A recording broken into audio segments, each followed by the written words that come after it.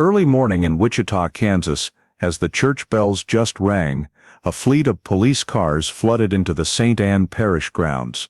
The early morning mass attendees stood stunned, watching the priest step out in his white vestments, surrounded by KBI agents, Kansas Bureau of Investigation, wearing bulletproof vests. No one could believe their eyes. The man who once preached about forgiveness was now being handcuffed right in front of the bell tower he had served for over 30 years. In that moment, the entire community held its breath. A secret buried since 1990 was about to be unearthed, and they didn't know yet that this arrest was just the beginning of a chilling chain of truths about a disappearance, a forgotten roll of film, and sins hidden within the very walls of faith. Before diving into this shocking true story, let us know where you're watching from, and if you love these journeys to uncover forgotten justice, don't forget to subscribe so you don't miss the next part. Lawrence, Kansas, the night before Easter 1990, draped itself in the characteristic tranquility of a Midwestern town, narrow asphalt streets, pale yellow streetlights casting a dim glow down sidewalks, still damp from the afternoon rain. The air carried a chill, and the scent of fresh earth mingled with the wind rustling through the old elm trees along Vermont Avenue.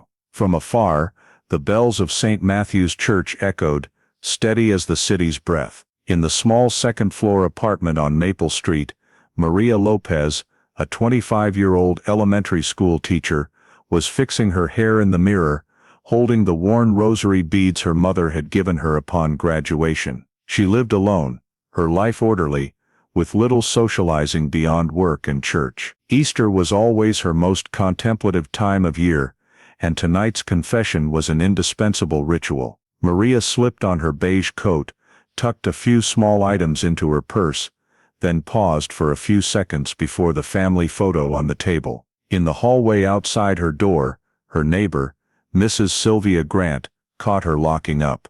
They exchanged quick greetings, and Sylvia watched Maria's figure hurry toward the end of the street, where the church steeple loomed hazy in the thin fog. Maria's silver Pontiac pulled slowly out of the parking lot, then disappeared around the bend. No one in the neighborhood saw her after that. The night in Lawrence passed like any other, quiet, serene, with only the wind and insects blending with the church bells. But for the Lopez family, time seemed to stop.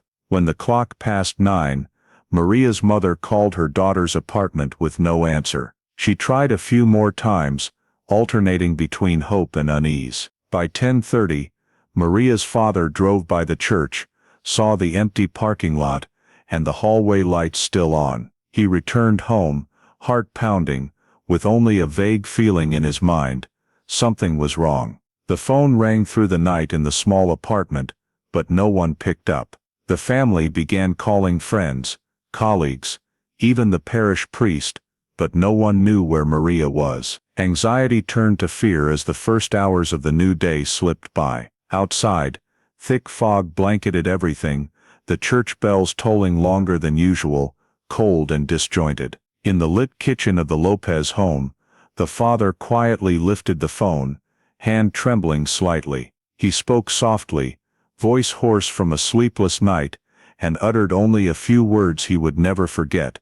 "My daughter is missing." The missing person report reached the Lawrence Police Department. Mr. Lopez said over the phone that his daughter Maria had left home last night to go to confession and hadn't returned. 30 minutes after receiving the report, 2 patrol cars arrived at the St. Matthew's Church area. The parking lot was dew-wet, quiet. Maria's silver Pontiac was still parked there, door unlocked, purse and prayer book intact on the seat. No signs of struggle, no robbery. Police set up a temporary perimeter around the grounds, calling in search teams for support.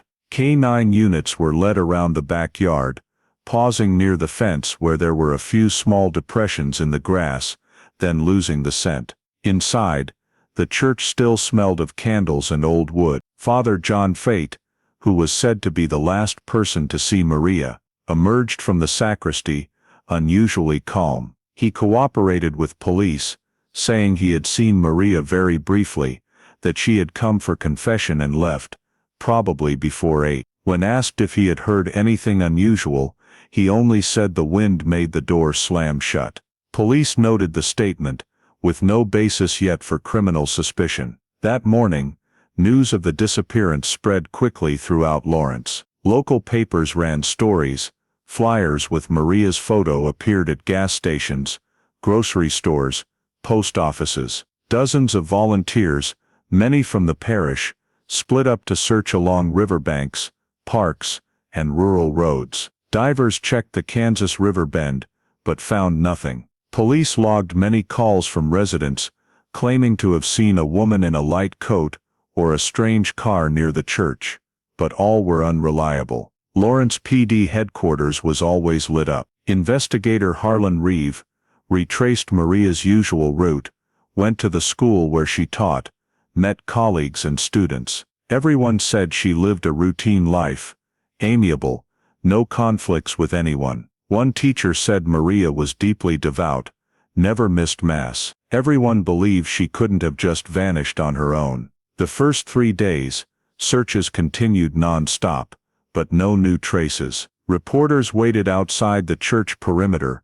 Local TV covered it every evening. Maria's family waited in desperation, sitting by wide-open windows all night, phone always at hand. At the end of the 3rd day, the Lawrence police chief held a press conference. No evidence she was harmed, nor anything proving she left here safely. In everyone's hearts, fear began to rise. Lawrence, the once peaceful, familiar place, suddenly felt alien. And Maria Lopez, the young woman who had attended Saturday evening Mass, had become the first name on that year's missing persons list. When outdoor searches yielded no results, the Lawrence Police Department shifted focus to the church, the last place Maria Lopez was seen. On Wednesday morning, the crime scene technicians arrived at St. Matthew's, beginning to collect samples and document every area in detail. The church was sealed off, security barriers erected around the grounds,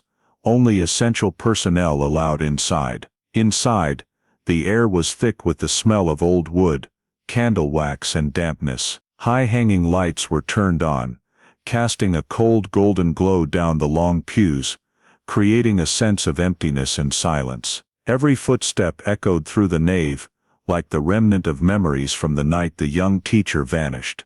The technicians moved from the main entrance to the side aisles, photographing and lifting traces. On the tile floor near the back exit, they found faint skid marks, possibly from wet shoe soles. Outside the sacristy, a thin layer of dirt coated the wall paint, no signs of forced entry. Everything in the area seemed intact as before the Easter Vigil. However, in the small storage room behind, where church supplies were kept, an officer spotted something unusual: a metal slide projector box on a shelf, dust disturbed around the edges, a long scratch along the lid. Inside, it was empty.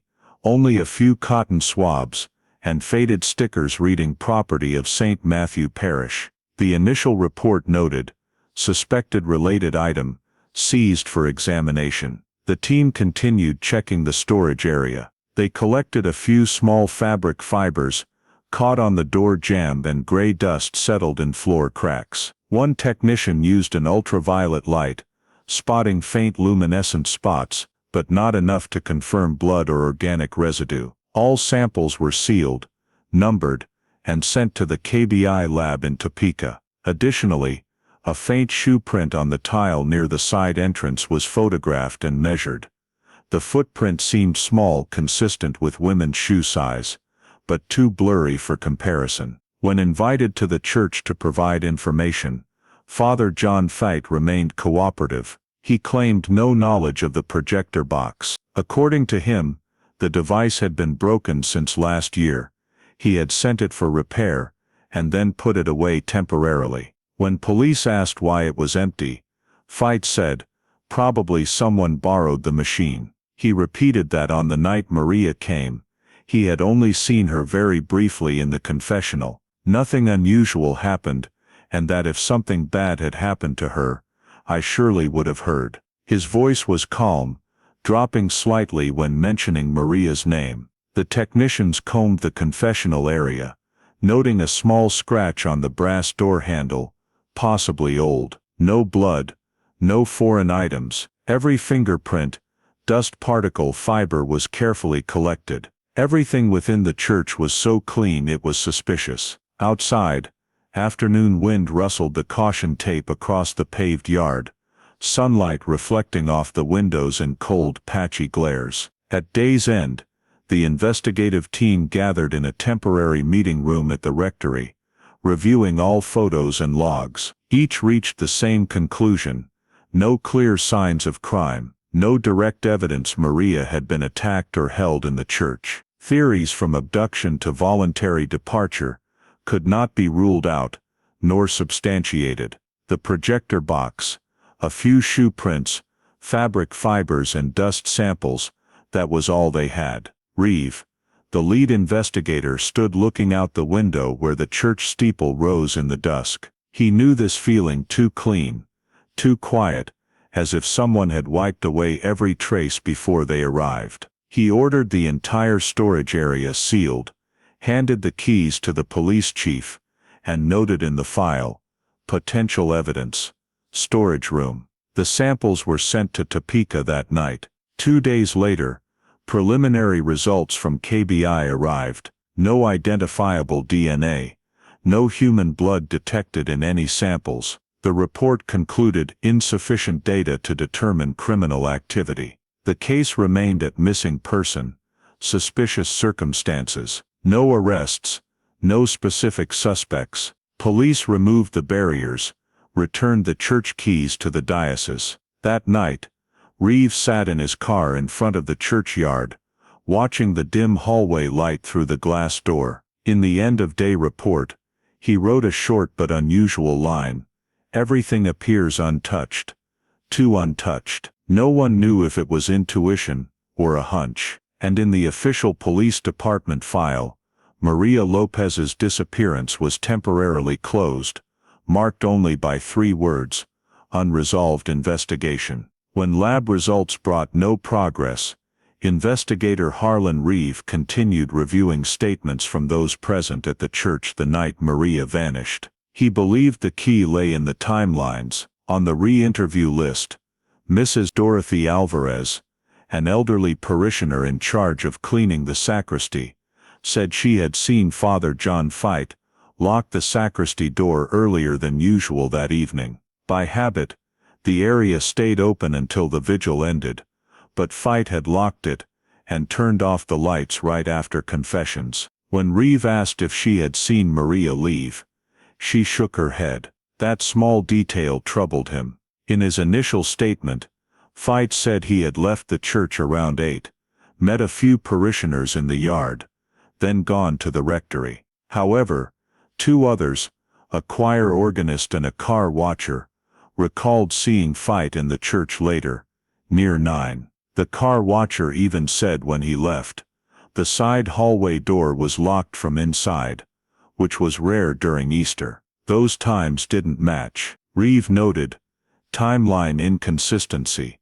Priest's departure unverified. When summoned to the station for clarification, Fite remained calm. He insisted he remembered leaving early because he still needed to call the diocesan office. Reeve checked the call logs.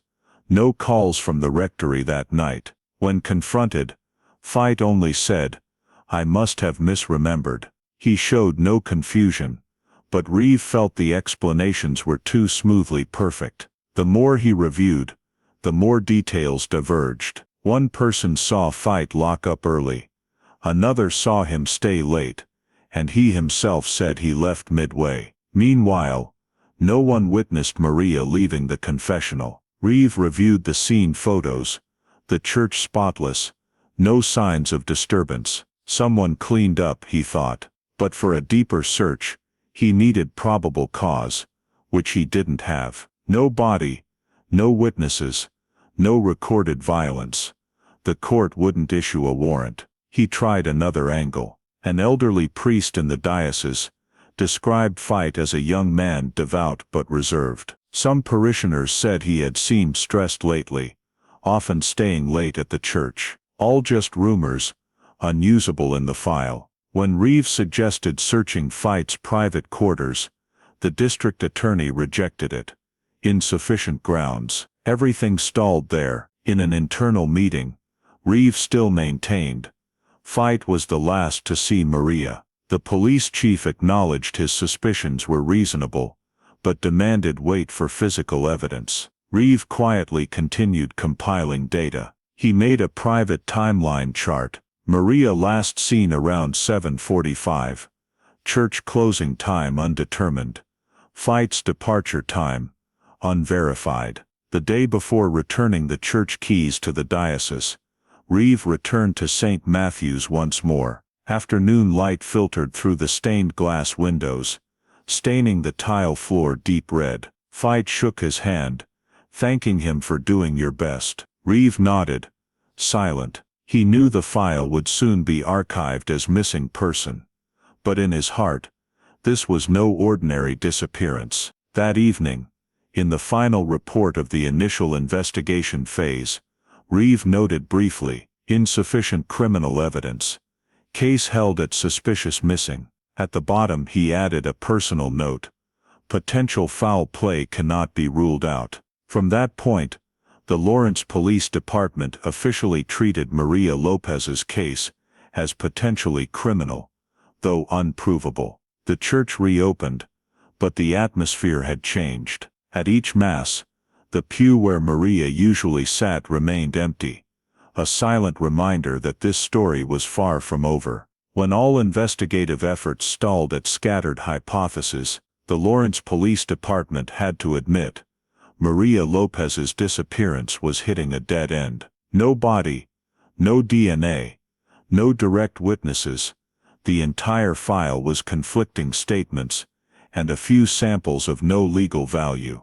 That month's summary report was a mere 3 pages, concluding, insufficient basis to determine criminal activity. Still, investigator Harlan Reeve tried to keep the case open, hoping some small detail would emerge from the lab or a new account. But the following weeks passed in absolute silence. No DNA results, no additional witnesses, no new traces from KBI. Meetings between Reeve and the district attorney grew shorter, colder. They agreed the matter was now just missing person.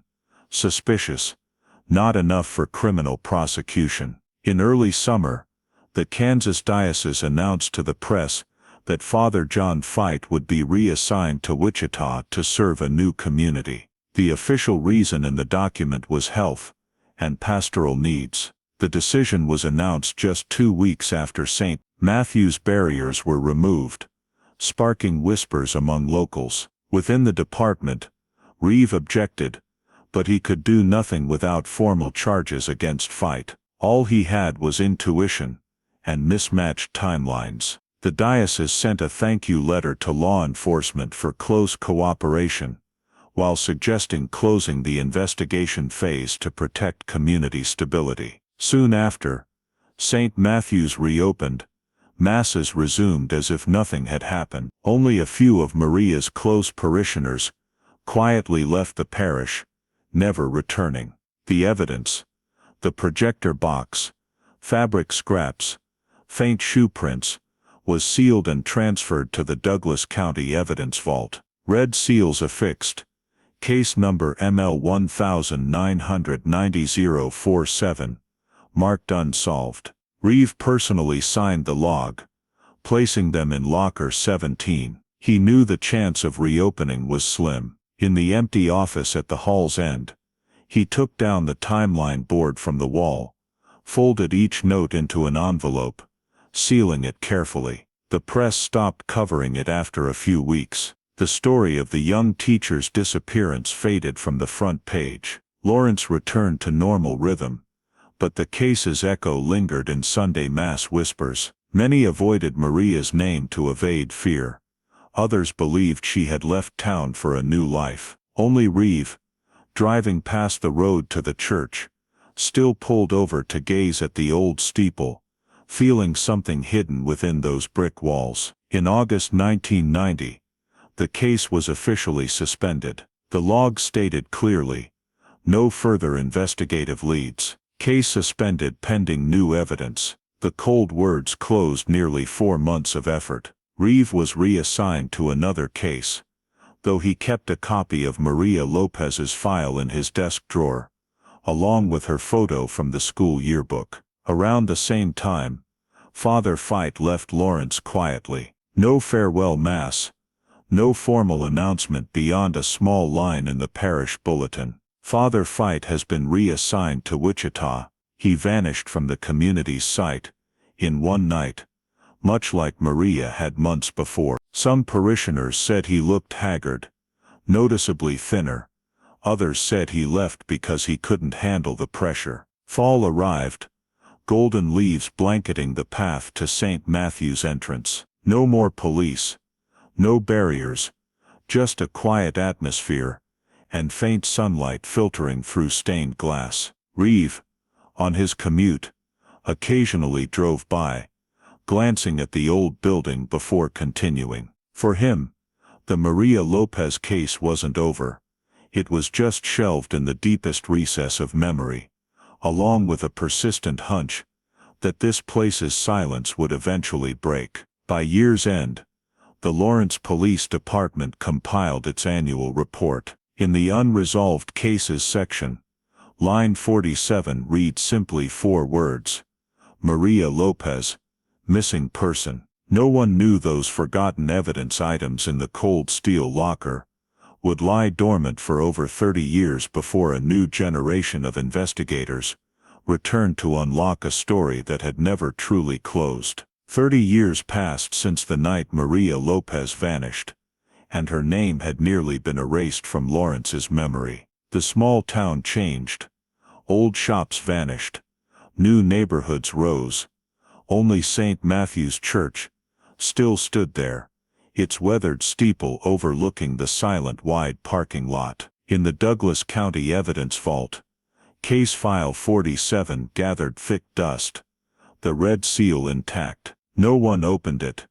No one mentioned the young teacher's 1990 disappearance anymore. Father John Fite, the only suspect police couldn't charge, remained in the diocese. After reassignment to Wichita, he lived quietly, serving small parishes and teaching catechism classes to Newman University students. The diocese file described him as dedicated, composed, trusted by the community.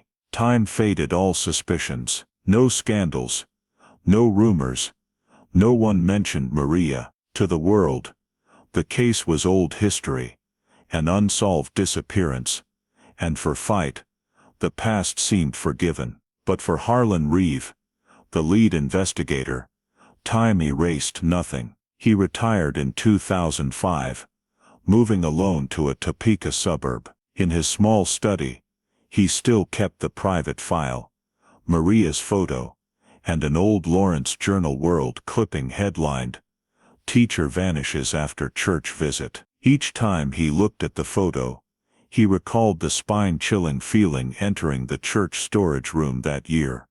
The emptiness too perfect, clean to an unnatural degree. He believed something was still hidden behind those walls, though no one wanted to hear it. Reeve once tried submitting the file to KBI, requesting retesting of evidence with new DNA technology. The reply was curt: insufficient viable samples for analysis. He folded the letter and clipped it to the file's end. Each year he still visited the Douglas Vault once, checking locker 17, where Maria Lopez's evidence box was stored. He wiped the dust, eyed the red seal, then quietly closed it. The St. Matthew's Church key, the only copy he kept from 1990, still lay in his desk drawer tarnished to an old copper patina. To others, it was worthless metal.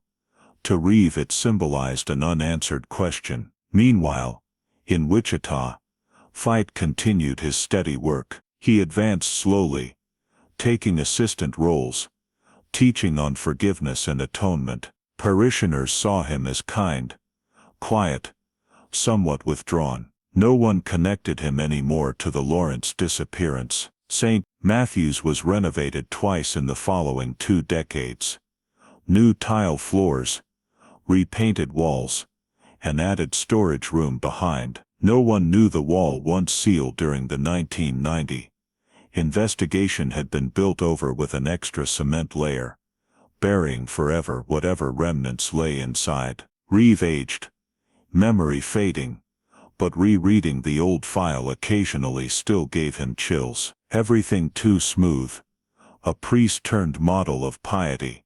A diocese never answering the press.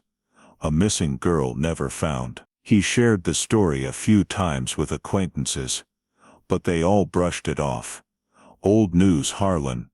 Let it go. He smiled, but couldn't. Each time church bells rang in town, he recalled St. Matthew's bells on the night Maria vanished. Slow, deep, lingering in the fog. In fall 2022, while clearing his desk, Reeve stumbled upon the old keychain engraved St. Matthew Parish storage. He held it a long time, fingers trembling. It was the last thing tying him to the endless case. He placed the key in an envelope, writing small, "If anyone reopens this file, use it." The envelope was clipped with Maria Lopez's file in the wooden cabinet. Outside, thick fallen leaves covered the path, wind carrying distant church bells. In Reeve's heart, the old feeling remained unchanged. This case had never truly ended, just waiting for someone else to return and start over from the beginning. Early in 2023, the Kansas Bureau of Investigation launched Project Resolve, an initiative aimed at reviewing unsolved cases with original evidence still preserved. Among the list of hundreds of files, case number ML1999047, the disappearance of Maria Lopez, was buried among cases forgotten for over 3 decades.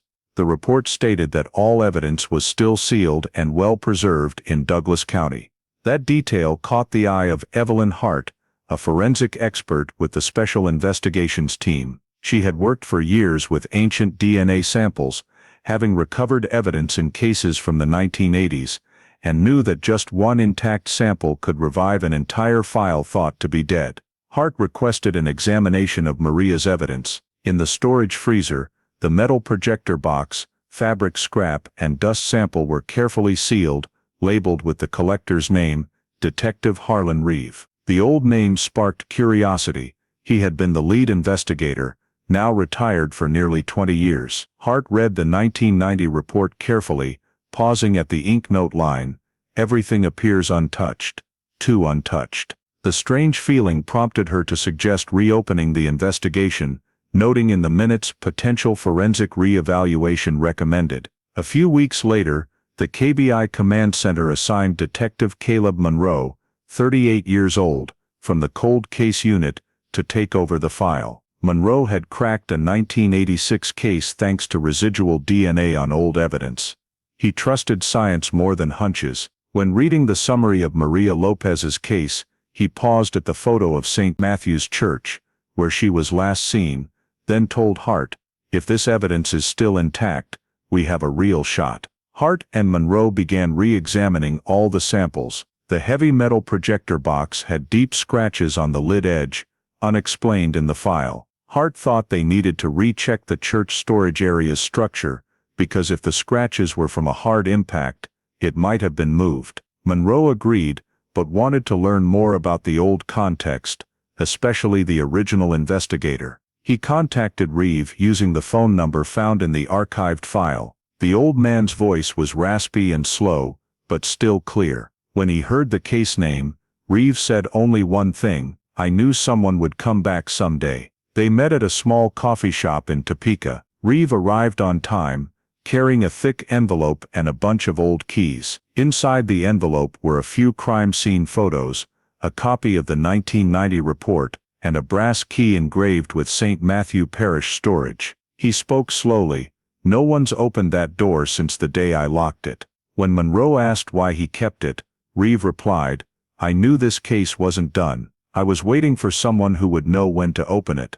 During the conversation, Reeve recounted details never in the report: The heavy damp smell in the storage room, the disturbed dust layer around the baseboards, the flickering lights as he left. He said bluntly, "I don't believe Maria ever left that church." Monroe took careful notes, sensing the obsession still raw in the older man's voice. As they left the shop, Reeve gripped his hand and warned, "If you go back, bring light with you. That room doesn't like the dark." Back at KBI, Monroe presented a proposal for reinvestigation using GPR scanning technology to survey the church structure and retesting DNA in the evidence. The commander approved it, viewing it as a pilot case for Project Resolve in Douglas County. On March 14, 2023, Monroe's and Hart's team headed to Lawrence. St. Matthew's Church had been freshly painted, and the back storage area had been locked for years. The current young priest, newly transferred, was surprised to hear Maria Lopez's name. "I only heard the older parishioners mention her in passing." When Monroe requested access to the storage, the priest said he didn't have the key, it had been lost long ago. Monroe pulled out the old brass key bunch Reeve had given him and tried it in the rusted iron lock. The tumblers turned heavily, then clicked. The door cracked open, dust sifting down, a thick smell of damp and old wood wafting out. Flashlight beams swept the small space, revealing spiderweb-covered wooden shelves and discolored wall streaks. Everything looked frozen in time, just as Reeve had said. Hart noted that this was an area never rechecked since 1990, and suggested a GPR scan of the back wall. As they stepped outside, Monroe looked back at the silent church under the gray afternoon light. He felt like he was standing on the boundary between past and present, where 30 years of silence was starting to crack. In his hand, Reeve's old brass key still held dust. He knew that from that moment, the Maria Lopez case was officially reopened. Inside St. Matthew's Church storage room, the air was thick with the smell of damp and old dust. As the door swung open, a chill like from the earth itself billowed out, swirling around Monroe's and Hart's flashlight beams. Thick layers of cobwebs draped the wooden shelves, faded cardboard boxes, coils of electrical wire, and vestments covered in white tarps. Everything looked abandoned mid-task, no one had organized or cleaned. Hart opened her notebook, writing the first line, "Room in original condition, no signs of entry since sealing." Dim light from the main door filtered onto peeling wall patches. On the tile floor, faint shoe prints were imprinted in the thick dust buildup over many years. Monroe moved slowly, sweeping with his light, feeling like he was stepping into a slice of the past. He noticed the left corner of the room had a different wall, darker paint, unusually thick grout lines. Hart measured the dimensions with a laser ruler and compared them to the church blueprints from the archives. The current structure didn't match the original 1980 design. "They might have bricked it up after renovations," she said, her voice low but certain. They set the GPR scanner on the floor and started measuring. The screen showed rippling wave traces. Hart tilted her head, frowning. "There's an empty cavity behind the wall, about 1.5 meters deep." Monroe stood still for a few seconds, feeling his heart beat faster. He knew it wasn't a utility shaft or auxiliary storage. The old blueprints had no notation of a nook like that. He radioed KBI for an on-site search warrant.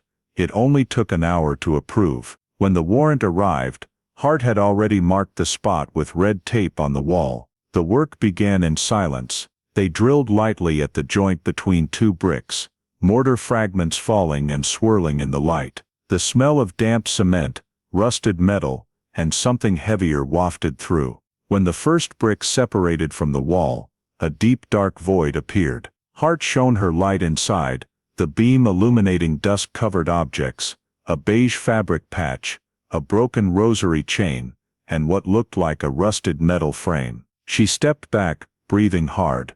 "There's something in there," she said. They widened the hole, shining deeper. The space was just big enough for one person to crouch inside. The inner cement floor was uneven, the top covered in a thick brick layer. Hart spotted small bone fragments mixed in the soil dust, parts of a skull and ribs. A long moment of silence stretched. Monroe said nothing, just nodded to Hart, then grabbed an evidence bag. They collected each bone shard, the faded rosary chain, and the rusted metal frame. It was the projector noted in the 1990 file, now buried deep in the wall cavity. As Hart documented the scene, she noted the objects nestled in dry dust, with no signs of disturbance for years. "We're looking at a piece of the past that's been sealed away," she said quietly. Monroe only replied softly, "Or buried."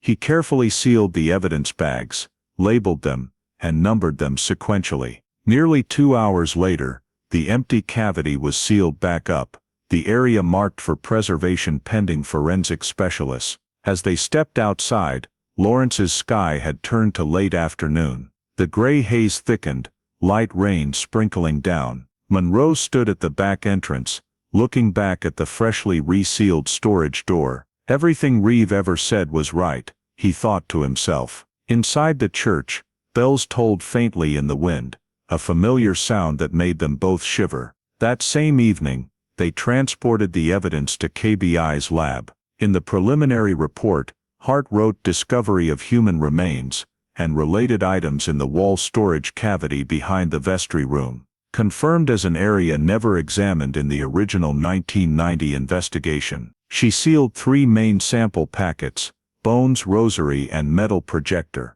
All were coded with the case number ML1099047R. Monroe filed a separate report to the commander. "High likelihood these are Maria Lopez's remains." Based on discovery location and evidence matching original descriptions, he attached the GPR scan, showing the walled-off structure, proof of post-1990 alteration. That night, at KBI headquarters, they placed the 3 evidence bags on a steel table in the cold room. White fluorescent lights beamed down, reflecting off the old projector's metal surface, now covered in dark rust. The body still clung with gray paint flecks and cement dust, showing it had been placed in a construction environment.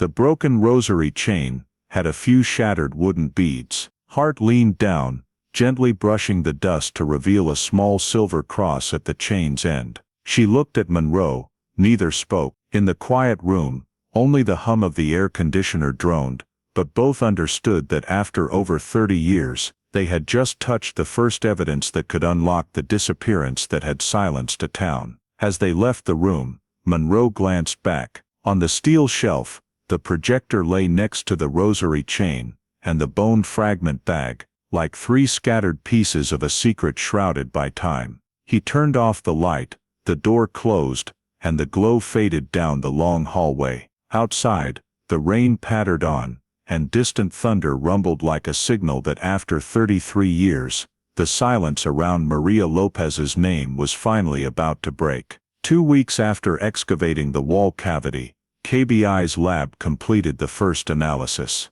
Evelyn Hart, the forensic expert, personally extracted a sample from the most intact tibia fragment. After hours of processing in the cold room, the gene sequence appeared clearly on the screen, sufficient for comparison with data stored in the CODIS system. The result matched 100% with Mrs. Lopez's DNA sample, Maria's mother, archived in 2015 under the Missing Persons Identification Program. When the 100% match text appeared, Hart stood still for a few seconds, then called Monroe. She only said, "We found her." After over 33 years, Maria Lopez had been identified. The report confirmed, human remains recovered from St. Matthew Church storage cavity are positively identified as belonging to Maria Lopez, missing since April 7, 1990. Monroe read it over several times. To him it wasn't just closure for a disappearance,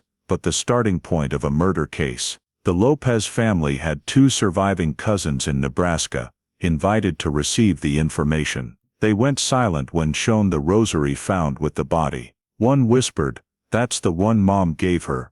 The forensics team continued examination to determine cause of death. The skull showed a fracture from blunt force trauma, no bullet or slash marks. The preliminary conclusion, traumatic brain injury, likely from a severe blow. The arranged positioning of the body with the rosary and fabric indicated not an accident, but deliberate concealment, even ritualistic. Hart turned to the key evidence, the metal projector found with the body. On the rusted surface, she spotted dark streaks. Under the microscope, they were epithelial cells and faint fingerprints. She extracted a sample and sent it to KBI's new Touch DNA lab.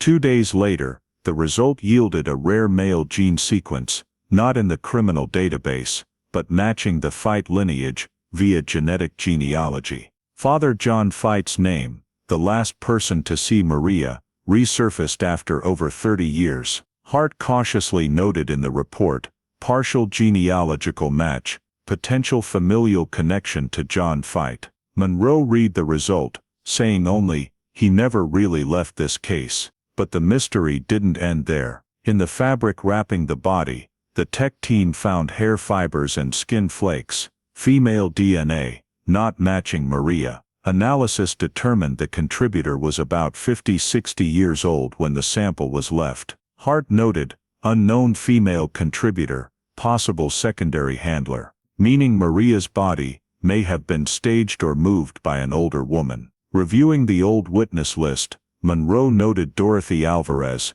the parishioner in charge of vestry cleaning, who had stated Fite locked up early the night Maria vanished. In 1990, she was about 55, matching the female DNA age. Alvarez had passed away years ago, but this detail made Monroe immediately flag the file, possible secondary involvement. Hart continued scrutinizing the projector. Under UV light, she found an additional smaller handprint, overlapping fresh rust on the back lid. The print was angled, offset, like from someone trying to open it bare-handed. When removing the lid, inside were only a few cement-stuck paper scraps. Illegible, but proof the projector had been opened, evidence someone returned to this room. After the 1990 investigation ended, the two sat in the lab until nearly midnight, staring at the evidence summary board on the screen. Hart pointed to the photo of the brick wall where the body was found. Look at the cement plastering, the even bricks, clearly built during the early 1990s renovations. Monroe nodded. Someone had time and means. It couldn't be random. He understood. The case was no longer a disappearance, but officially a homicide, murder. KBI issued the interim report at month's end. The first line read, remains positively identified as Maria Lopez. The second male DNA sample partially matches lineage of John Fite.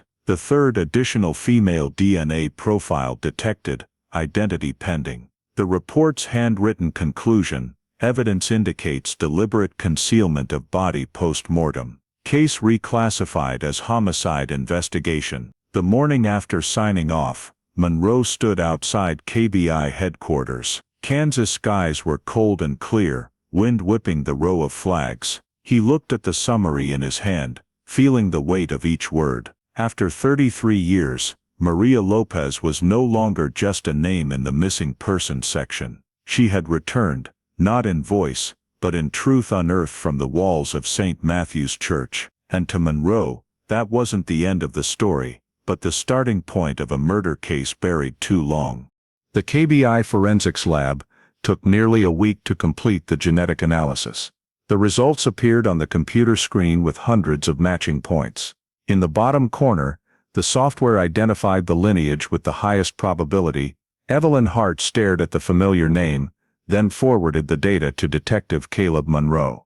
The report clearly stated, DNA from projector handle, partial Y chromosome match with Fite lineage, confidence 98.7%. That short line confirmed Reeves' old intuition.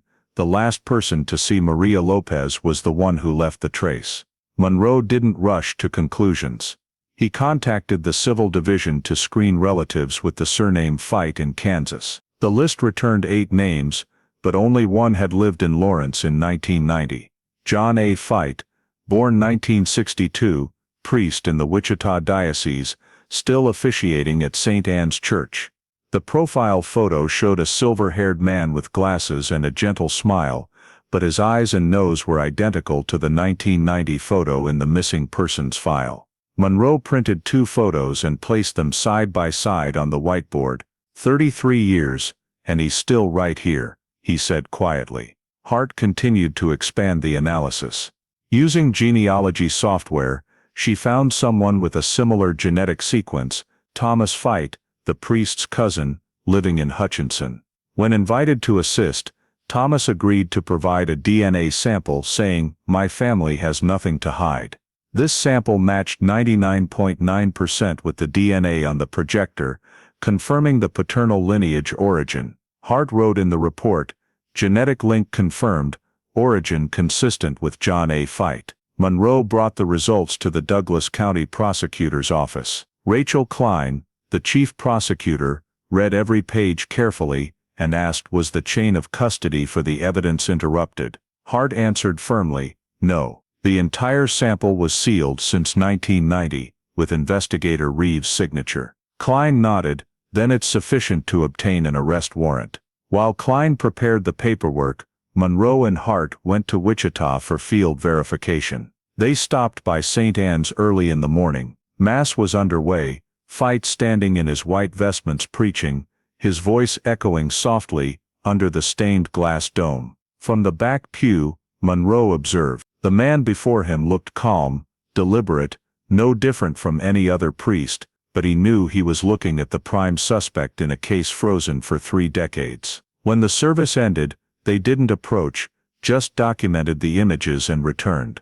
Back at headquarters, Monroe finalized the petition to the court. DNA evidence, the body's discovery location in the church where Fite had worked, and the fact that he was the last to see Maria Lopez. Finally he wrote, "Based on scientific and circumstantial evidence, probable cause exists to believe Father John A. Fite is directly involved in the homicide and concealment of Maria Lopez." On April 19, 2023, prosecutor Rachel Klein presented the file to Douglas County Court. The closed hearing lasted nearly 2 hours. The accusation of an elderly priest suspected of murder was shocking, but the chain of genetic evidence and historical facts were compelling enough. The judge signed a statewide arrest warrant for John Fite, also authorizing the KBI to coordinate with Wichita PD for execution within 48 hours. Hart was the first to receive the confirmation call. She stepped out of the lab,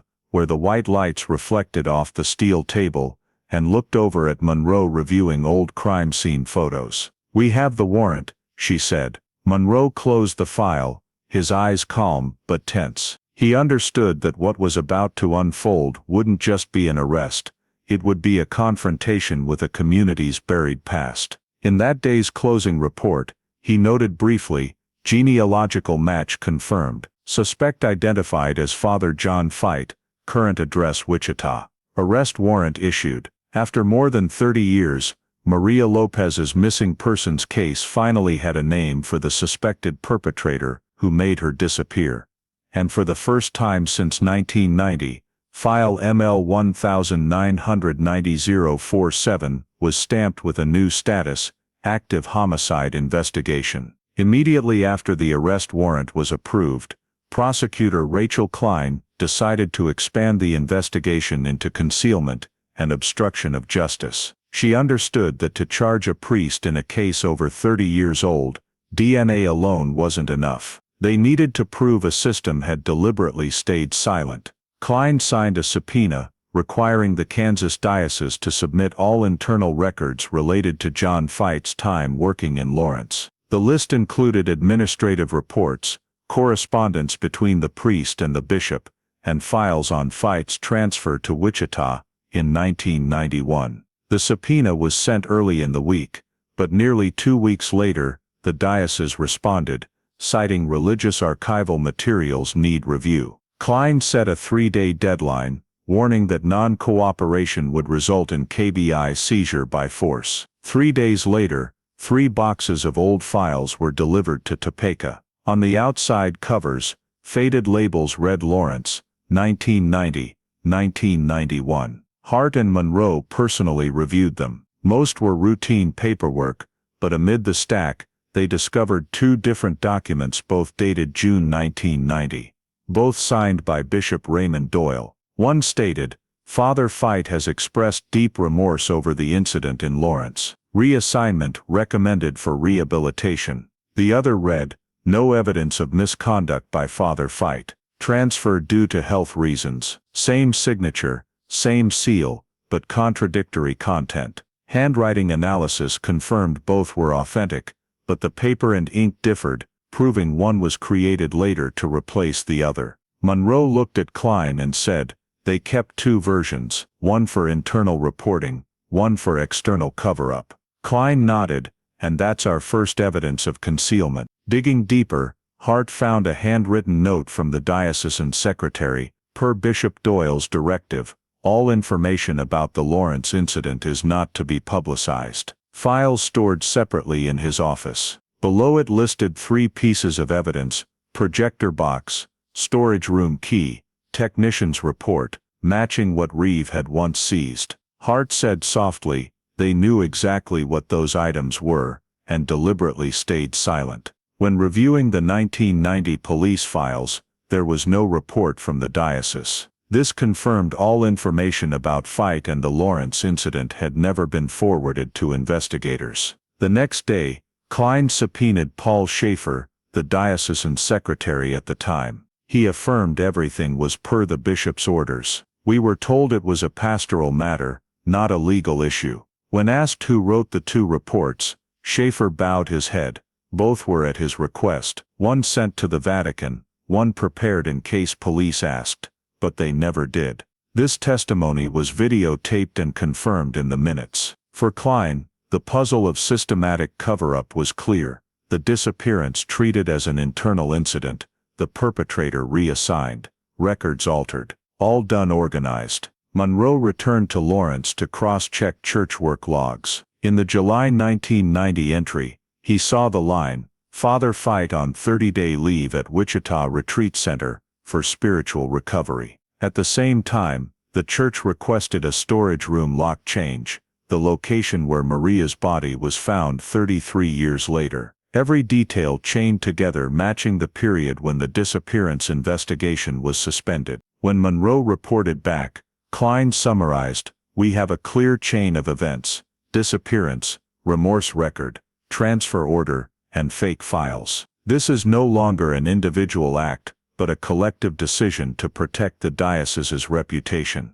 Hart added, "Every trace leads back to Bishop Doyle." On April 28, Klein submitted supplemental files to the court, requesting expansion of the investigation into obstruction of justice charges against those involved in the cover-up. Though Doyle had died in 2012, the 2 records and Schaefer's testimony were sufficient to prove intentional falsification. The press began reporting. Documents revealed church knew about 1990 incident. The Lawrence community buzzed, many who attended St. Matthew that year, only now learning the diocese had 2 opposing accounts. Monroe looked at the thick stack of papers on the desk, and sighed. 33 years ago, Reeve stood alone before that wall, he said.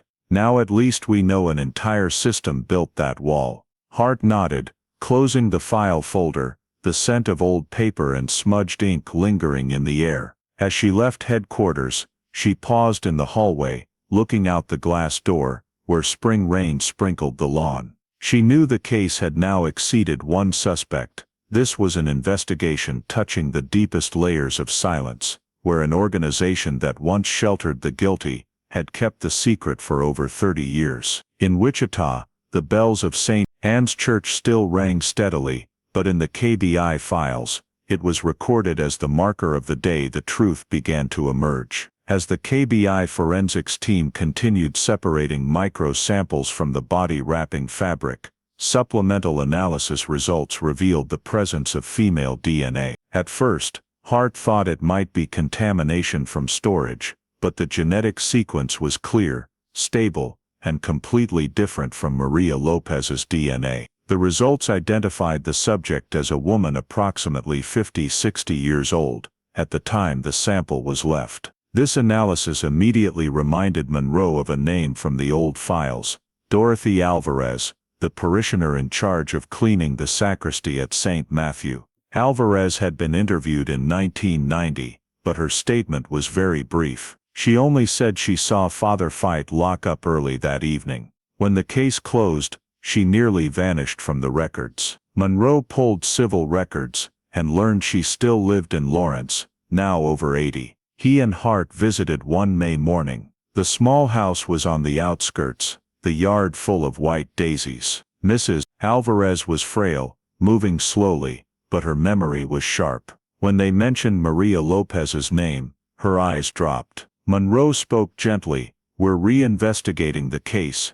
and new DNA shows you had physical contact with the evidence." She was silent for a long time, then said softly, "I know I made a mistake that day." In the quiet room, Hart turned on the recorder. Alvarez recounted that evening. She stayed to clean the church after Mass. When she returned to the sacristy, she saw a dark red stain smeared on the tile floor, right under the side altar. Fight was still there, his vestments dusted. He said in a hoarse voice, "It's nothing, Sister Dorothy, don't tell anyone." Afterward, she saw him lock the back storage room door, where the body was later found. "I thought maybe he spilled sacramental wine," she said, "but that smell wasn't like wine." She admitted that the next morning, she was the one asked to clean the area again, and she did so because I trusted Father Fight. When police arrived, she only said what she was allowed to say. "I was afraid," she sighed, "afraid of offending the church, afraid no one would believe me." Monroe asked, "Did you know what happened after that?" Alvarez shook her head. "No, but I never forgot that smell, it kept me awake for years." Hart asked her to sign the statement confirmation. Alvarez agreed, her signature trembling on the paper. Before leaving, she opened a small drawer, pulled out an old envelope, and pressed it into Monroe's hand. "I wrote this a long time ago, in case anyone came back asking." They didn't open it right away. 3 days later, KBI received word that Mrs. Alvarez had passed away in her sleep. The doctor noted natural causes, old age. The news left Monroe and Hart silent. Back in the office, they finally opened the envelope she'd left. Inside was a handwritten note, just one line: "He wasn't alone." Monroe read it slowly, eyes fixed on the words. "She wanted us to understand there was a second person." Hart nodded. They re-examined the forensics. Alvarez's DNA only appeared in the body wrapping fabric, possibly from touching it while cleaning or moving. But the note, "He wasn't alone," indicated she believed someone else had participated in the cover-up. To verify, Monroe flipped through the 1990 church staff list. Besides Fight and Alvarez, 3 others had access to the sacristy: a deacon, a sacristan, and a temporary diocesan secretary. The deacon was deceased, the sacristan had moved out of state, and the secretary, Paul Schaefer, was the same one who had just admitted in interrogation to drafting 2 reports per the bishop's directive. The chain of events began to align. Fight caused the incident, Alvarez was called to clean up, Schaefer drafted the fake report. 3 links, 3 people in different positions, but all part of the same system of silence. When Klein read the report, she commented, "If Alvarez hadn't spoken, we'd never know how deeply the parishioners were involved." Hart agreed, saying that he wasn't alone might be her final confession. They immediately entered Alvarez's DNA sample into the database, confirming a perfect match with the one found in the wrapping. The final report concluded, "Female DNA contributor identified as Dorothy Alvarez, church volunteer. Secondary involvement in post-incident cleaning or concealment probable." In that day's internal KBI meeting, Monroe presented a summary diagram: Fight, direct involvement; Alvarez, witness and site cleanup assistant; Doyle and Schaefer, diocesan cover-up. Every piece began fitting into a complete picture. As the meeting ended, Hart looked out the window, Kansas skies turning to rain. She thought of the old woman with trembling hands signing her name, then the simple words she'd left. He wasn't alone. Just 4 words, but enough to pull the entire case back to the heart of the truth, that Maria Lopez didn't die alone, and the one responsible hadn't acted in isolation. On the morning of June 2, 2023, the sky over Wichita was overcast. gray clouds blanketing the St. Anne Parish grounds. Outside, parishioners were preparing for the morning mass when 3 unmarked vehicles from the KBI and Wichita PD quietly pulled up to the gate. The arrest warrant had been signed the night before, after the DNA results from Dorothy Alvarez were confirmed, and the supplemental report from prosecutor Rachel Klein was filed with the court. Detective Caleb Monroe stepped out of the car with 2 local officers, wearing bulletproof vests, a case file over 300 pages thick in hand. In the rectory, Father John A. Fite was preparing for the first Mass of the day. When they entered, he turned around, stunned but calm. "What's going on, gentlemen?" he asked, his voice low and soft. Monroe read the warrant clearly, word for word. "John A. Fite, you are under arrest for second-degree murder and concealment of the body of citizen Maria Lopez, case occurring in Lawrence, Kansas, in April 1990. Without resistance, Fite removed his thin glasses and set them on the table. He only said, "I knew this day would come." The police handcuffed him and read his Miranda rights. As he was led outside, he slightly raised his head to look at the church bell tower, where the morning light cast down on the cold gray stone. The parishioners gathered in the courtyard stood stunned as they saw the familiar priest being led away in silence. A woman let out a sob. "It can't be Father John." The news spread throughout Wichita within hours. Local stations aired a special bulletin, "St. Anne priest arrested for 1990 murder." Hundreds of people gathered in front of the church, half carrying candles in prayer, half angrily demanding answers. The Diocese of Wichita issued an urgent statement affirming full cooperation with authorities, but avoiding direct mention of the Lawrence case. Meanwhile, reporters clustered outside police headquarters, filming as the vehicle carrying Fite passed by. His face was still as a statue, eyes straight ahead, not a word. At the Sedgwick County Detention Center, Fite underwent a health check and preliminary interrogation. Monroe was present in the room. The 61-year-old priest sat upright, hands clasped together. When Monroe mentioned the DNA on the projector, he only slightly furrowed his brow. "I've preached hundreds of sermons, celebrated thousands of masses, and now you say because of a few old cells, I murdered someone," he said slowly. Monroe replied, "It's not just the DNA. There's also the body in the wall, the rosary beads, and testimony from someone who was there." Fite fell silent. After a few minutes, he said something that weighed heavy on the room. "I wasn't alone in that." That statement was recorded in the transcript, nearly matching Alvarez's note. He wasn't alone. Klein later described in her report that Fite's reaction was not a denial, but an indirect admission. The next day, the Douglas County Prosecutor's Office officially announced the charges: second-degree murder, concealment of a human body, and obstruction of justice. Fite was transported from Wichita to Lawrence in a specialized vehicle. As the convoy crossed the Kansas River Bridge, a long line of residents stood on both sides of the road, some holding signs reading "Justice for Maria." In the first hearing, he appeared in a gray prison jumpsuit, silver hair disheveled, face gaunt and haggard. The press crowded to take photos, flashes popping non-stop. The defense attorney appointed by the diocese immediately requested bail, citing health condition and religious status, but Klein objected vehemently, citing risk of witness tampering and evidence destruction. The judge denied the request, ordering detention without bond. The courtroom fell pin-drop silent as Fite was escorted out. Only the sound of cameras and the court's bell echoed.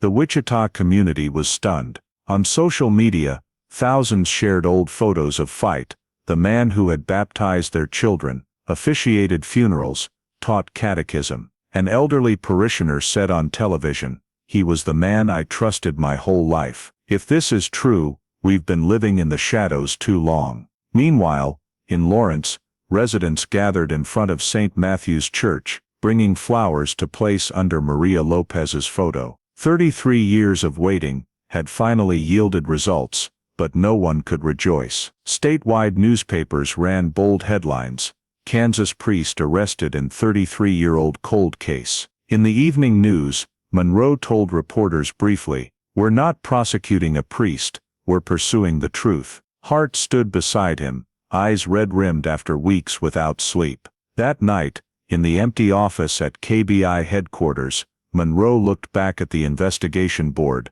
Maria's photo, the projector, Alvarez's note, and Feight's half-admission. He knew the legal battle was just beginning, but at least, the silence spanning over 3 decades had been broken. Outside, the night rain fell quietly, and in Wichita the bells of St. Anne still rang. But this time, they were no longer the sound of faith. They were the lingering toll of justice drawing near. The official interrogation of Father John A. Feight took place 3 days after his arrest, in a special investigation room at the KBI in Topeka. The small room, harsh white light spilling down on the metal table. Detective Caleb Monroe sat across from him, flanked by prosecutor Rachel Klein and a stenographer. Feight was allowed a lawyer, but he said he wanted to speak directly, because conscience compels me. He sat straight, hands stacked on top of each other. When Monroe started the tape recorder, his voice was hoarse. "I didn't kill her. What happened? It was an accident." No one spoke. He took a deep breath, then began to recount. According to Feight, that evening, April 7, 1990, she came to the church for late confession, around 8 o'clock. After the confession ended, she said she wanted to talk privately about personal matters. He led her to the hallway behind the sacristy. She was emotional, crying. "I tried to console her, but then, she slipped and fell," he said, eyes distant. "She fell hard, head hitting the corner of the wooden table. I knelt down, called to her, but there was no response." Feight paused, hands trembling slightly. "I panicked. I didn't know what to do. I just thought, if people found out, it would destroy the whole parish." He said he had wrapped Maria's body in an old cloth and taken it to the back storage room, then sealed it temporarily, for fear of causing panic. When Monroe asked why he didn't call an ambulance, Feight only replied, "I believe she was dead, and I didn't want to cause a scandal." But that account soon revealed contradictions. When Klein asked him to describe the timeline in detail, Feight said it happened around 8:30. However, phone records showed that at the same time, he had called the diocesan office in Wichita, a detail he himself had cited in his old statement, to prove he had left the church early. When confronted with the inconsistency, Feight fell silent for a long time, then said, "I might be mistaken. It's been many years." Monroe kept his voice calm. "You say Maria fell and died instantly, but the forensics show the skull fracture was from a strong force and direction from above, like being struck." Feight bowed his head, hands clenched tight, then said softly, "I didn't strike her." Klein looked at him. "Then the DNA from you on the projector, how do you explain that?" He replied, "I used the projector to weigh down the cloth covering it. I just wanted to hide it until I could find a way to report it." The answer left the room silent. Monroe realized he was incriminating himself. Only someone actively concealing could describe it in such detail. He shifted. "What about Mrs. Alvarez? Her DNA on the cloth, wrapping the body. Did she clean up on your orders?" Feight closed his eyes, voice low. "I asked her to clean part of the floor because there was blood. She knew nothing about the body." Monroe opened Alvarez's notebook, pointing to the last line, "He wasn't alone. She left this before she died. He wasn't alone." What did she mean? Feight looked down, silent for a very long time. The room only heard the clock ticking. Klein gently, "Did you have anyone help afterward, Father Feight, who rebuilt the wall?" He looked up, eyes weary but unafraid. "Someone helped," he said quietly, "but I can't name him. He's no longer a priest, and he only did it thinking he was protecting the church." Monroe pressed, "Was it Diocesan Secretary Paul Schaefer?" Feight shook his head, "I won't confirm." When asked why hide the body in the wall instead of burying it, Feight said the church was under renovation. The storage room wall was open, easier than taking it elsewhere. "I thought it would be discovered soon, and then I'd confess," he said, "but time passed, and I didn't dare." He gave a weary little smile. "I've preached about forgiveness for so many years, but I could never forgive myself." Klein asked, "Do you regret it?" Feight looked straight. "I regret letting her die, but I didn't kill her." Monroe replied, "Not saving her, not reporting, then burying her in the wall. What's that if not killing?" Fite didn't answer, only clasping his hands as if in prayer. After 4 hours, the interrogation ended. Fite signed the transcript, but his lawyer refused to release it publicly. The press reported briefly, "Suspect claims victim died by accident, denies murder." But to Klein this statement contained enough contradictions to prove intent. The details on timeline, evidence, and Fite's words all didn't match. As he was led from the room, Monroe stood and watched. He knew Fite wasn't lying entirely, but he wasn't telling the full truth either. Something still hid in the gap between accident and intent. In his internal report, Monroe wrote the final line, "Fite implies another participant, refuses to name." Motive and extent of involvement remain unclear. That night, reviewing the recording, Monroe noticed Fite's eyes in the moment he mentioned the helper, a fleeting glance full of fear, as if that person were still alive. And to Monroe it wasn't just a hint, it was a warning that the Maria Lopez case wasn't over yet. After John A. Fite's interrogation, the KBI launched a new phase, 3D crime scene reconstruction. From hundreds of crime scene photos, GPR data, and St. Matthew's Church blueprints, the forensics team rebuilt the sacristy and storage space, as it was in 1990. When the simulation was complete, Monroe and Evelyn Hart stepped into the virtual room, dim golden light, reflecting off the brick walls and old altar. On the analysis screen, the southwest corner foundation showed an irregular red zone, material density, inconsistent, thicker, by about 4 centimeters than surrounding areas. Hart zoomed in, voice tense. This section was repoured after 1990. Someone dug it up and refilled it. Monroe looked at the chart, understanding immediately, meaning Maria's body was moved before being permanently entombed in the wall. Examining the original crime scene photos, technicians spotted very fine saw marks along a row of bricks, indicating the wall had been dismantled. Mortar analysis dated it to around 1992. Someone returned to the church after the disappearance, Hart concluded. This discovery rendered Fite's accident account completely worthless. Amid the evidence review, the tech team discovered a 16 film roll still inside the metal projector, sealed with the body. The film was decayed and stuck, but recoverable via laser scanning. When the first image appeared, the room fell silent. A young woman sat in a dark room, the background brick wall and wooden shelves matching the church storage exactly. Facial recognition identified 96% as Maria Lopez. In frame 7, she looked up directly at the lens. In the next, a man's shadow in black robes approached, blocking the entire view. Hart's voice trembled. She was still alive when they filmed her. Monroe stood frozen, and someone wanted to record it.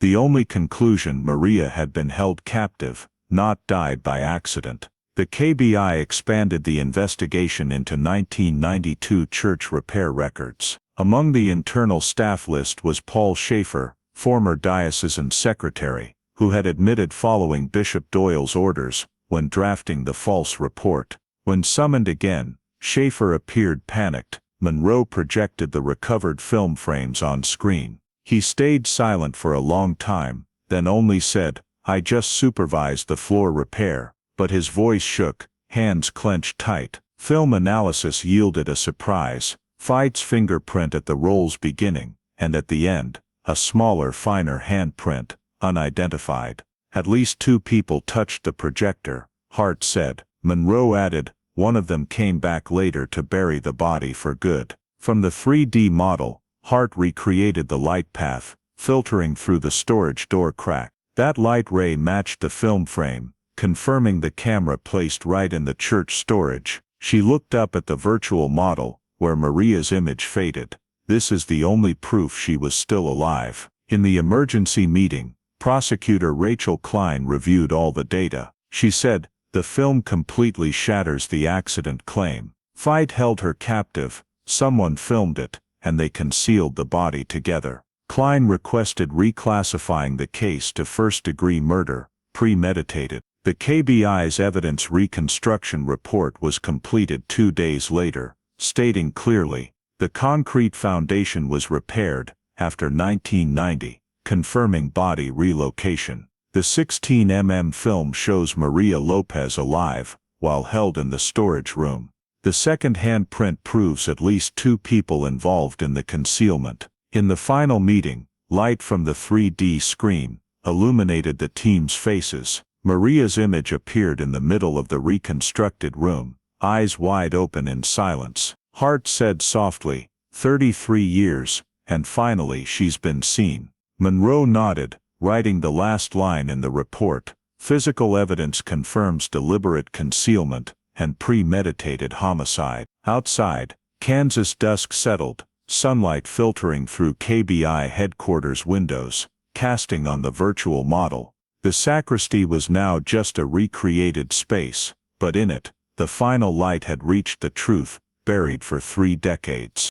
The Douglas County v. John A. Fite trial began on the morning of October 14, 2024, at the Douglas County Courthouse in Lawrence, Kansas, a place less than 2 miles from St. Matthew's Church. After more than 33 years since the night Maria Lopez disappeared, the atmosphere in the courtroom was thick like a storm compressed too long. Lawrence residents, reporters, and parishioners from Wichita crowded in. In the front row, Prosecutor Rachel Klein sat next to the KBI investigators, Caleb Monroe and Evelyn Hart. Across from them, the defendant John A. Fite, now 62 years old, with white hair, small stature, sat silently in a gray suit, his face calm, hands clasped together. As the trial opened, Judge Eleanor Walsh read the indictment. Defendant John A. Fite is charged with second-degree murder, concealment of a corpse, and obstruction of justice. Fite only nodded slightly, showing no reaction. Prosecutor Rachel Klein opened with a calm but firm voice. 33 years ago, a young woman walked into a church to confess and never returned. We are here not just to try a priest, but to seek justice for Maria Lopez. Then Klein began presenting the chain of evidence arranged in a timeline on a large screen.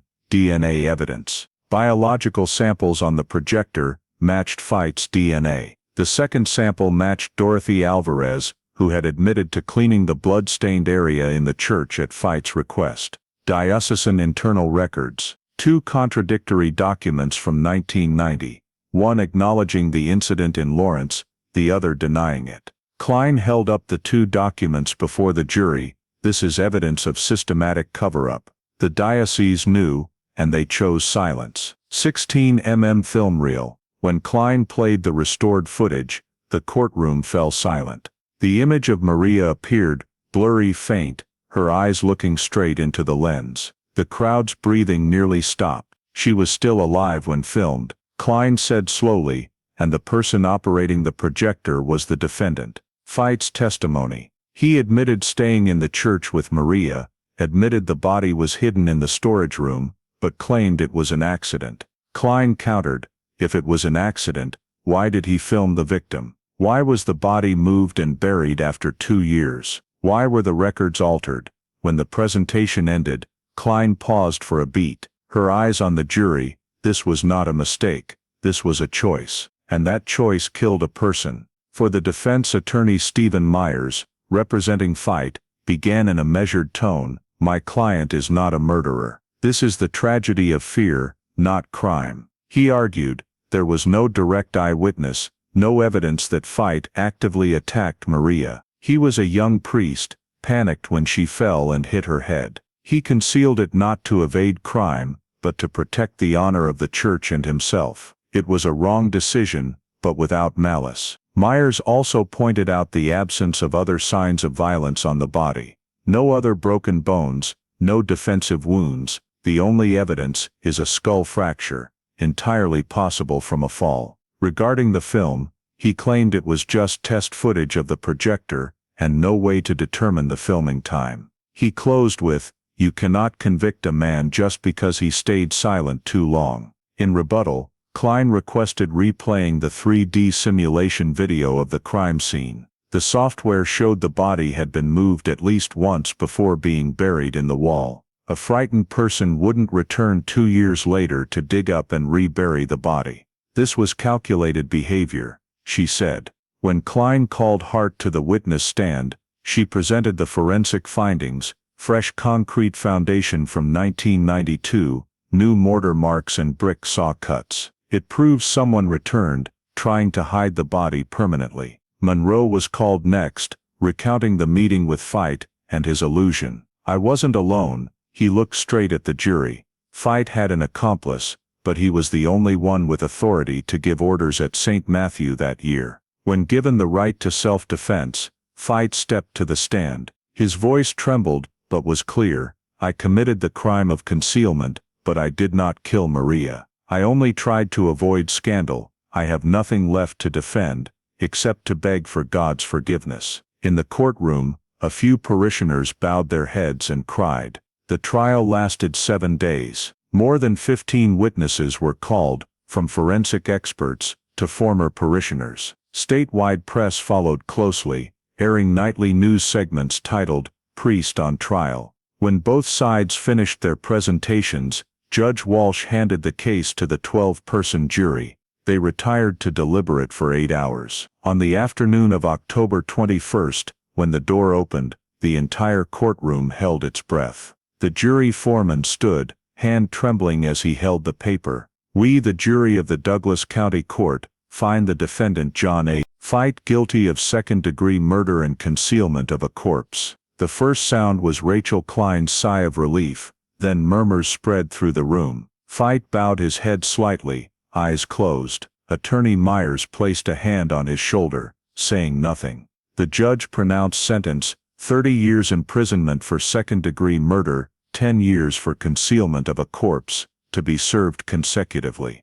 The gavel fell, ending more than 3 decades of silence. Outside the courthouse, Lawrence residents lined up to place flowers under Maria Lopez's photo. A handwritten sign amid the candles read, "Justice doesn't expire." Monroe and Hart stood at a distance watching, silent. Klein emerged last, her face weary but eyes resolute. When a reporter asked, "Do you think justice is complete?" she replied curtly, "Justice has only begun, because the truth has many layers." That afternoon, late sunlight fell on the courthouse steps. The bells of St. Matthew's Church rang in the distance. For the first time in more than 30 years, the sound was no longer a knell of sin, but an echo of reclaimed justice. 3 months after the trial, John A. Fite was brought back to the Douglas County Courthouse for formal sentencing. That morning, the courtroom was smaller, with only a few reporters, the KBI investigators, and a handful of parishioners who once knew him. Fite sat silently between 2 bailiffs, his face gaunt, hands trembling but still trying to maintain a calm posture. Judge Eleanor Walsh read the sentence in a clear, emotionless voice. The court sentences defendant John A. Fite to 25 years imprisonment for second-degree murder, plus 3 years for concealment of a corpse, for a total of 28 years imprisonment, with no parole for the first 20 years. No one spoke. Fite bowed his head and whispered something, perhaps a prayer. When asked if he wanted to make a final statement, he only replied curtly, "I did wrong things out of fear, but not all the truth has been told." Then he turned to look at Rachel Klein. "There will be others who know." The statement froze the courtroom. Monroe glanced at Hart. Their eyes met, both thinking of the unsolved traces. In the KBI's post-trial report, Hart presented a new finding. When drilling through the concrete layer in the church storage room, they recovered a strange shoe print embedded in the old cement, larger in size than Fite's shoe size, estimated 11, while Fite wore size 9. This print was covered by the additional concrete poured after 1990, the same time the KBI determined the body was moved. Analysis showed it was a man's shoe, rubber sole style for workers, the type commonly used in construction or repairs. Hart cross-referenced records and discovered a different name among the diocesan employees sent to renovate the church in 1992, Martin Doyle, nephew of the late Bishop Raymond Doyle. He had been a temporary technician for the diocese, then left Kansas in 1993 without an address. Everything matched perfectly with the timeline of the refilled foundation. Monroe and Hart tried to follow the trail, but Martin Doyle had been out of contact for over 10 years. Civil records showed he died in 2016 in an accident in Colorado. When the KBI requested an exhumation permit to compare DNA, the court denied it for lack of legal basis showing direct relation to the prosecuted charges. The shoe print was archived under Code E47B, unknown male contributor. Then the file was temporarily closed. In the wrap-up meeting, Klein said, "Not enough evidence to expand prosecution, but enough to affirm Fite didn't act alone." Hart flipped through the old report, recalling the line in the note left by Mrs. Alvarez, "He wasn't alone." That statement, now forensic fact, but with no one to hold accountable. Fite was transferred to Lansing Correctional Facility. The press reported briefly, "Priest Fite sentenced to 28 years, Maria Lopez case closed." But for Monroe and Hart, the case never truly ended. A week after the sentence, Hart received an anonymous envelope at the KBI Topeka headquarters. Inside was a black and white photo of St. Matthew's Church from the 1990s, and on the back, scrawled writing. There were more than two. When she showed it to Monroe, he only sighed, a warning or a confession, we'll never know.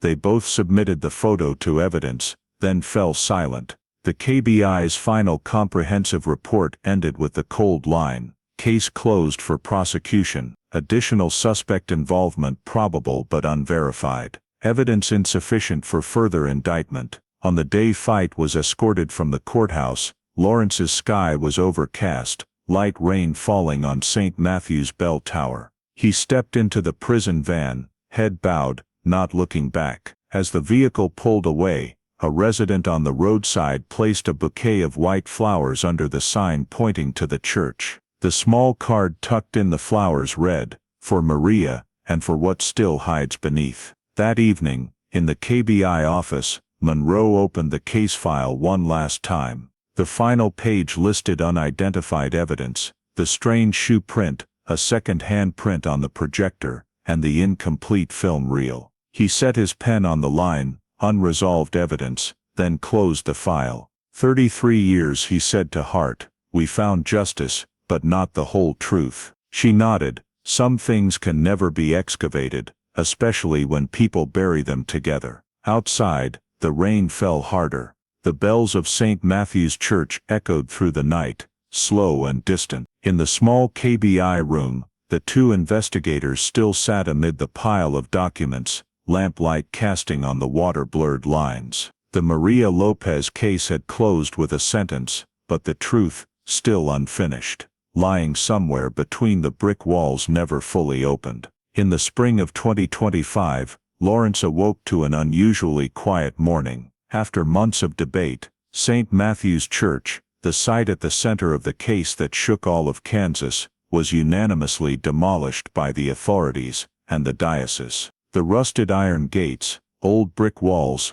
sacristy room, all leveled in 3 days. No formal ceremony, just a few parishioners standing at a distance, candles in hand, watching the building where they once prayed turn to rubble. Amid the dust cloud, the bell tower collapsed, the sound echoing like the final toll of the past. On that land, the city broke ground for the Maria Lopez Memorial Park, a small space with maple trees, stone-paved paths, and a plaque engraved with the words, "In memory of Maria Lopez, may truth always find its light." The dedication was quiet, no reporters, no speeches, only Detective Monroe, Evelyn Hart, and a few residents who participated in the 1990 search. Standing before the plaque, Hart said softly, "She finally came home to where she belongs, amid light and peace." Monroe only replied, "But the darker part is still somewhere." This event marked a turning point for the Kansas diocese. Under public pressure and Fite's conviction, they announced the Reform and Transparency Initiative, a comprehensive overhaul of internal complaint procedures, and mandatory requirements to forward all reports related to criminal conduct directly to civil authorities. The current bishop acknowledged in a press conference, "We were wrong to stay silent, and silence is the gravest sin." But that apology wasn't enough to heal the rift. In the Kansas Catholic community, half believed Fight was just a personal mistake, a symbol of a weak man pulled into a vortex of fear. The other half saw the case as a stain on the entire system. Many parishioners left the church. Some faith groups held separate prayers for Maria. The press called it the crack in faith, a fissure spreading from Lawrence to Wichita, where Fight had ministered for 3 decades without suspicion. In Wichita, St. Anne's Church, where he once served, was temporarily closed for reconsecration.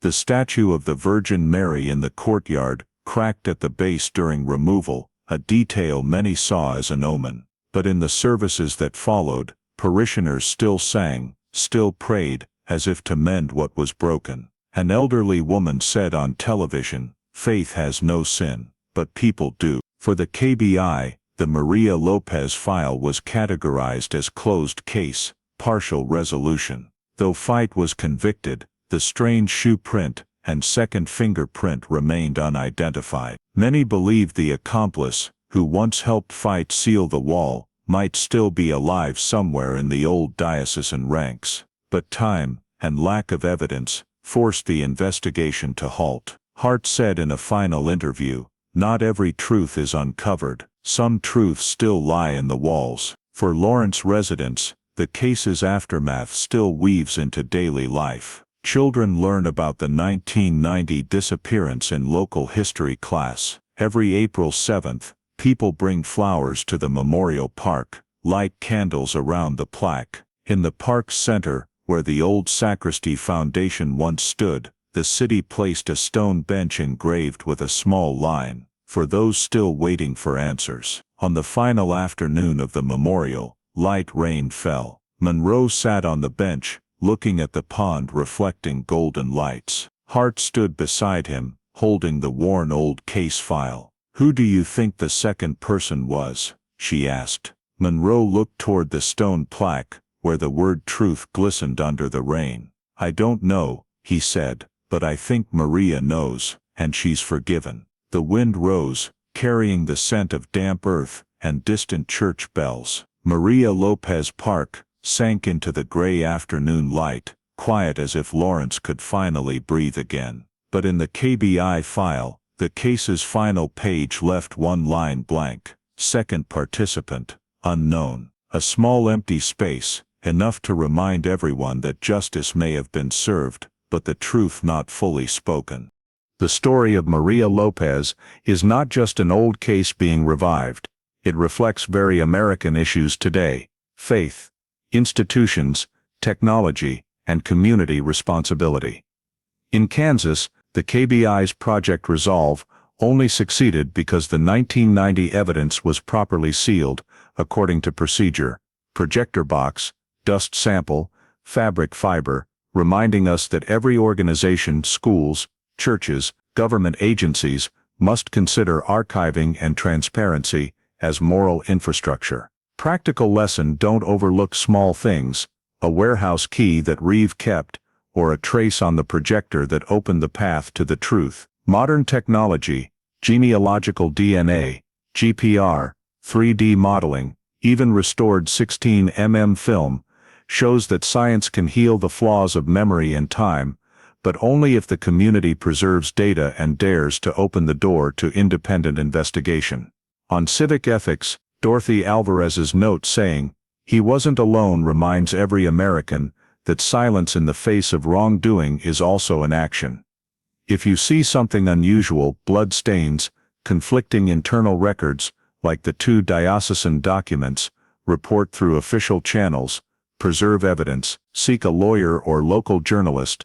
Whistleblowing needs to be protected, not shamed. Institutional lesson: when the diocese is forced to reform, it's not just apologies, but mandatory mechanisms to transfer records to civilian agencies, independent audits of the evidence preservation chain, and training leaders on legal obligations, rather than just pastoral ones. For the community, the memorial park replacing the old church reminds us that healing needs shared space, but the strange shoe print and the unidentified second handprint also remind justice may come first, truth may come later. Therefore, support budgets for cold cases, demand open data when possible, and teach children that faith and rule of law are not mutually exclusive. We respect faith, but do not yield to cover-ups. Thank you for following to the end of the journey to seek justice for Maria Lopez, a story that reminds us that truth can be buried, but it will never disappear. Please hit subscribe and turn on notifications to join us in continuing to explore other cold cases where the past is still waiting to speak.